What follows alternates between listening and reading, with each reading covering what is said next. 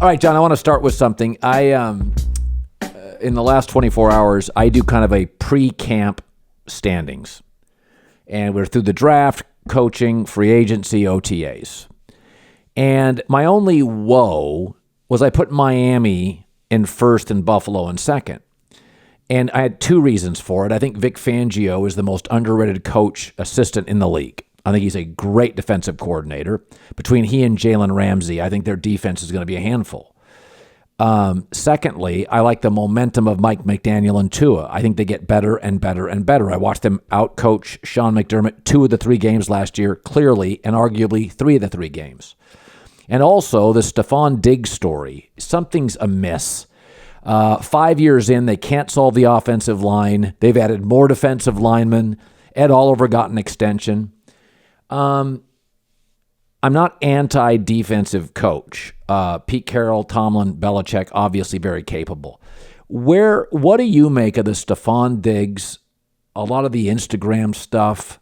It just, for that stuff to go public, what did you make of it? Well, he's had issues before. He's a winning diva. He won in Minnesota, was a very productive player on their good teams, but he was a lot for them and they got rid of him. And they made one of the great trades in recent memory, essentially straight up for a draft pick that turned right into Justin Jefferson, right? So it was a pretty seamless transition for them. And Diggs has been excellent for the Bills. I heard you, I think, yesterday or 2 days ago, kind of on the Sean McDermott experience. And I was thinking about it over the last 24 hours.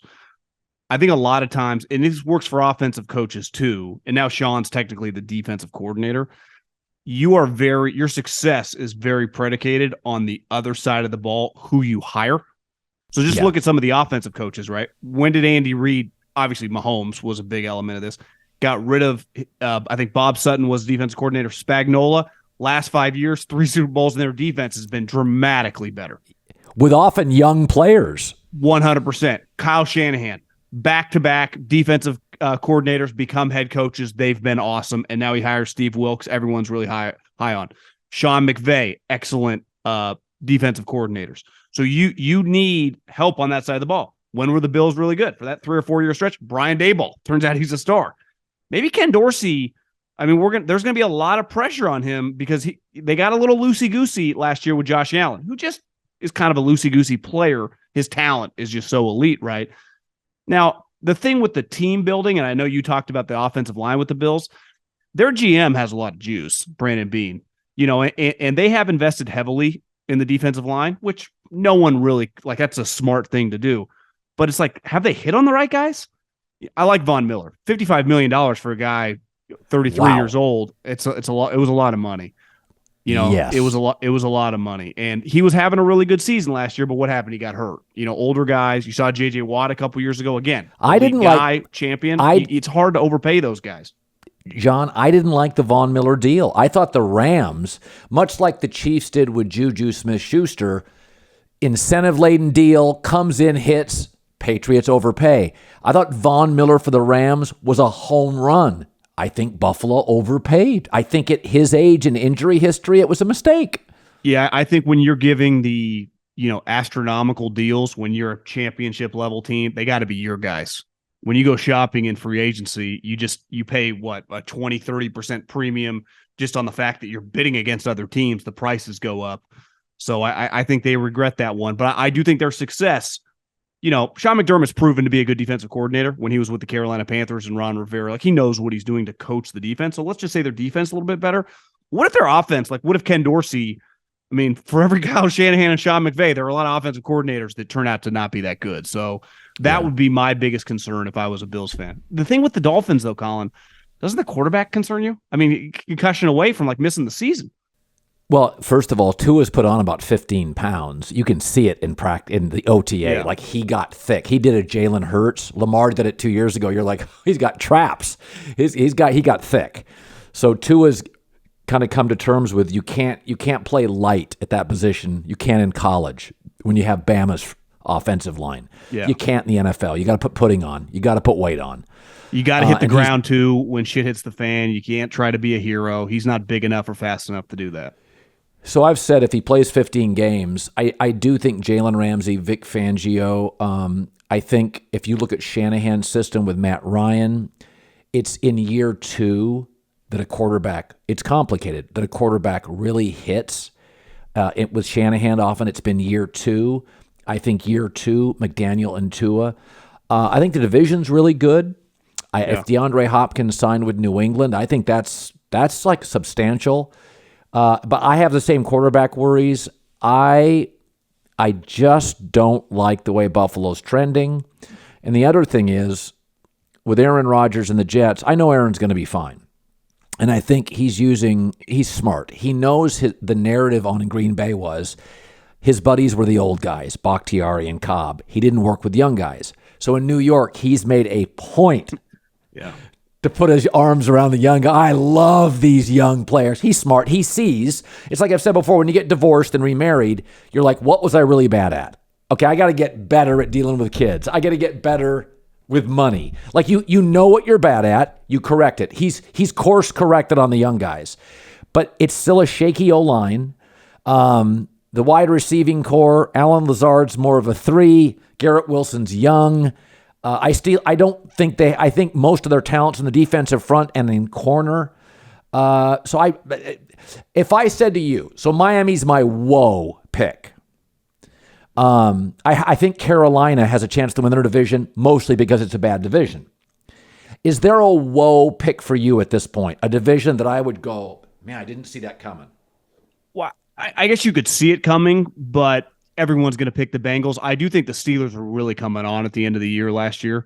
We know how well they draft. We know how much talent they have on their team. You know, TJ Watt, remember, missed a lot of last season. He's a lot like Nick Bosa, that if he's playing 17 games, he's getting you close to 20 sacks and dominating every game he plays in. Good point. Their culture, you know, their quarterback. I'm not a huge, I don't really like those type players because I think their ceiling's pretty low, but physically you get to go to a place that's just kind of equipped with a running back, weapons, a defense. He's an older, younger player. I mean, it's not out of the realm of possibility they win 12 or 13 games, right? If they maximize and stay healthy. And they're in that division, no one's intimidated, especially Baltimore and Pittsburgh, by the Cincinnati Bengals, right? Even though the Bengals have been beating them, but they will view, if healthy, that they should win the division. So I'd say the Steelers are a team that I might lean to pick. I'm definitely going to pick to make the playoffs, but to potentially win the North. Well, and the other thing, very much like New England, defensive culture, defensive coach. They get a Mac Jones, a Kenny Pickett, lower ceiling. But if you kind of look at what Belichick, Brady was viewed as a lower ceiling guy. Yeah, arm got better over time. Yep. And so the truth is, Belichick doesn't want Lamar Jackson running out of his plays. Either does Shanahan. Either does Tomlin. Sometimes was frustrated with Big Ben's ad-libbing, kind of refusal to audible in and out of trouble. And so I kind of look at Kenny Pickett and I'm like, okay, I don't love him. His ceiling may be 7.5, but with Tomlin's defense, with a culture, that can win a division. It really can. And listen, I think coaches, you talk to these guys, GMs, every year's a new year. So the momentum, especially when you miss the playoffs, doesn't carry over. But that is an organization whose standard's so high and they're so used to ending on success will carry over, I think, for a lot of these guys. I think the Saints are another team. I know you've always been a supporter of Derek, and I've known him since Fresno State. I think for the first time in his career, he was really kind of told, essentially, you suck, get out of here. You're not good enough to play here. He left the building the last couple weeks. That's a team that, what's crazy is that the end of the Sean Payton era in New Orleans, they had a really good defense, and they still have a lot of physical pieces. They've been a physical team. Yeah. Then Drew's career kind of ends, and obviously they go into this court. They don't have a quarterback. Derek does not have to be Josh Allen or Patrick Mahomes. If he can just play like the 10th, 11th best quarterback in the NFL, they could, especially when you factor in their division, their strength of schedule. Why couldn't they win 10, 11 games? Rent or own, everybody's got projects. Actually, the room I'm sitting in right now, we remodeled. You can't see it off to the right. It was about $1,000 job, but we had to make some fixes, and we did. With Angie, you can request quotes from multiple pros with just a few taps. Download the free Angie mobile app today or go to ANGI.com. Angie has cost guides that can show you what other people paid for the same size project. How cool is that? The pros in the Angie network are all locally based. Painting, remodels, cabinets, they specialize in all kinds of projects. Go to ANGI.com or download the free Angie mobile app today. Angie, your home for everything home. I think it's interesting. You touched on Sean Payton. I want to dive a little bit into Denver here. So I thought it probably the best guest I've ever had on my show reoccurring is Sean Payton. I did him Mondays 15 times last year. Sean and I would talk 5 minutes before he went on, 20 minutes, 25 when he was on, 5 after. I learned so much, went to dinner a couple of times. I learned so much from Sean Payton. I could tell after about 4 or 5 meetings with him, there's no way he was going to stay out of the league. He's so curious. He's such a good storyteller. He's like intellectually twitchy. Like he needs to work, right? He can only golf so much. You've met guys he's like this. He's too good of a coach to not be coaching. That's right. And he didn't have the burnout yet of a Jimmy Johnson who could have coached for years more, but Jimmy was burned out. And Sean, unlike Jimmy, maybe has a good social life. I mean, Sean's going to go rip it up and have a good time. Beautiful young wife. Like Sean gets away from the sport. But I watched Denver, and 7 of the 8 best offensive lines, according to PFF, last year were offensive head coaches. Harbaugh and 7 offensive head coaches. They figure out the O-line. It wasn't lost on me that he goes out and gets Mike McGlinchey right tackle, Ben Powers at guard. They have Garrett Bowles coming back, who's their best O-lineman, and they do have an interior guard they like on the roster. And so I think we're going to see a significant upgrade on their O-line. And Sean told me a couple of times off the air and on with Russell Wilson, he said he's got to go back to leaning into what he does, and that is basketball on grass. He's got to move. That's what he is. What do you envision? Because I think they're going to take a big leap. What do you envision with them? I didn't love the O-lineman signings for the price point, but ultimately McGlinchey's a good example. Like, do you love buying a house at the peak of the market? Sometimes not ideally, but you need somewhere to live, right? So do I want to pay $50 million for McGlinchey? No, but who's going to play right tackle? And it's not like he's coming from the worst team in the league. He's been a 5-year starter on the 49ers. So it's, right. Listen, maybe I'm too close to the sun. I've seen him, but he starts every game for you at a very, very critical condition. I'm with you. I mean, what made Russell Wilson so special, and I've seen him live several times in his heyday, he was just a magician. He kind of had this Steve Young flair, obviously the deep ball, and he looked like a shell of himself. And, you know, I think most of us, if you're going to be bullish on his comeback, you'd be like, well, Nate Hackett, dysfunction. And then if you were going to be bearish on the situation, be like, well, he's a lot of miles on those tires, right? Running around. You can't play like that forever. He's probably, him and Aaron Rodgers are probably the 2 most fascinating situations this year for just high level, Hall of Fame level guys in new scenarios. Obviously Russell's been there a year, but now gets Sean Payton. No longer he's in charge. I think some of the stuff was overblown. Like Peyton Manning had an office at the facility, right, in Indy and Denver. Yeah. No one cares about that stuff when you're winning. It just gets weird when you're not. Now, Peyton, like Tom, are just better dealing with guys one-on-one. Like, I don't know if that's something you change. I mean, some of the question marks with Russell just being a little different, you know, that's not something you usually flip a switch at 32, 33 years old. I'm pretty confident Sean Payton, you talk to people in the NFL, that he's viewed as one of the best offensive minds and just schemers of his generation. So offensively, like the scheme, he's going to figure it out. It's just, can Russell, is he still the athlete? And if his athleticism is, let's say it was once 100%, is now 70%, not 88%, that's a big problem for a smaller player who's not ever going to play like a Brady or Manning in the pocket, right? You know, it was interesting. I started thinking, why wouldn't Russell run last year? Because it was really abrupt. Like, he wouldn't intuitive, Movement wouldn't. And I did wonder this, is that that Russell wanted to be viewed as a pocket passer because he wanted to be viewed as an all-time great. And Brady was winning Super Bowls. He wanted to win the MVP. And Lamar Jackson was new in the league. Lamar was running around. And I had this thought that Russell watched all of this and thought, I'm not going to be Lamar. I'm not going to be Kyler Murray. I'm not those guys. I want to establish myself as a pocket guy, because it was almost as if he was stubborn, not moving. If you watch their games, when he moved the chains. He's not a great pocket passer. Jalen Hurts isn't yet a great pocket passer. Lamar's better than people think. He's not Burrow. And I thought it was almost one of those where Sean Payton said this to me. He goes, I got to convince Russell, let's go back to basketball on grass. I think Russell can move. I think Russell made a decision. He did not want to be branded as run-around guy because Kyler had come in and was a little quicker. Lamar was faster. Josh Allen was leaping over people. And Russell was thinking, I don't want to be the seventh best running quarterback in this league. That was my interpretation. Because when I watched, I'd think, Russell, every time you run in these games, twice a game, you pick up a first down. Run. Wow.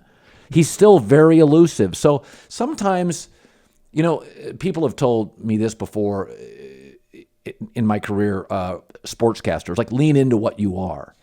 If you're a storyteller, be a storyteller. If you're funny, be funny. If you're a great journalist, lean into it. I think Russell needs to lean back into Russell. June is championship month in sports. NHL playoffs, NBA finals. Now, you can watch all this stuff on television, certainly, but there's nothing like live, and there's nothing like being there in person. For last-minute amazing deals on the best tickets to comedy shows, concerts, and your favorite sport, check out Game Time. Download the Game Time app right now. The redeem code is me, Colin, Colin. $20, $20 off your first purchase. Terms apply. Go out and have some fun this weekend. Again, download the Game Time app. $20 off your first purchase. The redeem code is COLIN. Last minute tickets, lowest prices, guaranteed at Game Time. So I want to go from there to a team you know very well, the 49ers. I think it's impossible to yank a player that went 8-0 as a starting quarterback. I don't think. Yeah. So what? Well, it's not happening. So it doesn't, they love the guy. What do you do with Trey Lance? Well, I actually think he can earn a lot of credibility back. And I think he has a little bit in the OTAs, but this fall, if he just beats Sam Darnold out, like he went from the number 3 pick in the draft and then traded for 3 first-round picks to 2 years later, not the starting quarterback because Mr. Irrelevant is, and competing with Sam Darnold, who's playing for $3 million to be the backup quarterback. So I do think there's a lot on the line come August, right, in training camp. They have some joint practices, the preseason games. My take is, though, the 49ers thought that they could have their cake and eat it too and develop this player, and they realized he needed so much work, and he got hurt, that they were just a ready-made machine. It's why they always kind of went back to Jimmy Garoppolo. And then when they didn't luck into Brock Purdy because he made the team last year at a training camp. Like what he did in training camp, Kyle kind of fell in love with. They really liked him. Now they didn't think he was end up being a starting quarterback, but through injuries, his play through whatever the end of the season and then those couple playoff games before. I guess the Dallas game was hard. I mean, their defense was playing really well. The Eagle game didn't even happen. That he was a more explosive player than Jimmy Garoppolo, and we know the weapons they have, right? And I think now that they have Christian McCaffrey, they just go, we don't need, because I'm not asking you to play like Patrick Mahomes. We run the ball a lot. We throw a lot of quick screens. We throw a lot of wheel routes. We are not bombs away like the Buffalo Bills or the Bengals. That's not the way we play. So we just need a guy to be very, very accurate, basically in like the 10-yard window past the line of scrimmage, right? And Purdy was awesome at that. Of course he was. He's been a 4-year starter at Iowa State. He's a multiple all Big 12 guy. He had a lot of experience, very confident. And is just an accurate player. I mean, that's his strength, and that's not Trey's strength. And, the Bills several years ago were like, screw it. We're going to figure it out with Josh Allen and learn through it. And they weren't even close to being a Super Bowl contender at the time when he got there. That's the opposite with the 49ers. You could argue it would have been an easier landing spot if he just went to a shitty team and just got to screw up on the fly and figure it out. That was, I think the 49ers thought the opposite. And then once they got it, they're like, yeah, we can't. And the players last year were kind of grumbling because they're thinking, we can't win 10 games if this guy's not accurate, right? We can't figure it out on the fly. We're 25 to 28-year-old guys in our prime ready to roll. And yeah, I mean, if he doesn't win the backup job, they do have the 3 quarterback rule. They change it. Technically, they keep him. But to me, it's not out of the realm of possibility that they just maybe trade him at the end of training camp if Sam Darnold beats him out, right? Because you can't have a guy $9 million being your third quarterback. Can you get a 4th round pick for him? I think it depends how he plays in training camp. Right now, you could not. Now, if he looks good in training camp and Sam's just better, they have a joint practice with the Raiders. I mean, what Jimmy Garoppolo? They're banking on him being healthy. I mean, he can't pass a physical in June for the second time in 2 years. So I mean, that could be a disaster. What if he's good against the Raiders? Mark Davis, Vegas Knights champion. You can't just be irrelevant in Vegas. They don't have and if Jimmy is injured, I mean Brian Hoyer. We wouldn't just trade a 4th to just see what you got to take your chances because there's some pressure on just being relevant if you're the Raiders. So I think there would be a couple teams if he shows signs of life. If he doesn't, his value is very, very small because he's a 3rd overall pick. He makes some cash. Right. I just saw this. There was a rumor the Patriots tried to trade for Rodgers and he blocked it. Do you believe that rumor? I would bet Bill sniffed around because he was obviously pretty down on Mac Jones over the last 12 months. The Patriots don't have any offensive weapons.